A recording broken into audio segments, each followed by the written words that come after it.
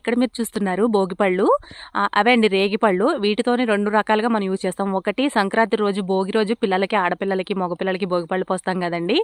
అలాగే మనం రేగుడియాలకు కూడా ఉపయోగిస్తామండి.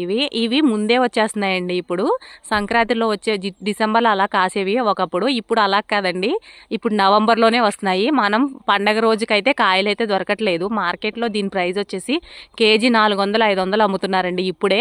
అలా మనం ఆలోచిస్తే సంక్రాంతికి కేజీ 600, 700 అమ్ముతారు కదండి. ఎలా ఉన్నా అప్పుడు మనం కొనుక్కోవాల్సిందే. ఎందుకంటే ఊర్ల దగ్గర ఉన్న వాళ్ళకైతే ఇవి దొరుకుతాయి. మనం ఇప్పుడు సిటీలో ఉన్న వాళ్ళకైతే కంపల్సరీ ఎంత రేట్ అయినా కొనుక్కొని పిల్లలకి సంవత్సరానికి ఒక్కసారి భోగిపళ్ళు పోస్తామని చెప్పి ఎంత రేట్ అయినా కొని పోస్తూ ఉంటాం కదండి. ఇది నిజమా? నేను చెప్పింది మీకు ఓకే అంటే కామెంట్ చేయండి. అలాగే నేను చేసిన మీకు చూపించిన ఈ చెట్టు మీకు నచ్చితే సబ్స్క్రైబ్ చేసేయండి నా ఛానల్ని. ఇలాంటి మంచి మంచి వీడియోస్ అన్ని మీకు నేను చూపించేస్తాను అండి. రేగిపళ్ళు అన్నీ ఎలా ఉన్నాయో, పైన అన్నీ ముగ్గిపోయానండి, కింద ఏమీ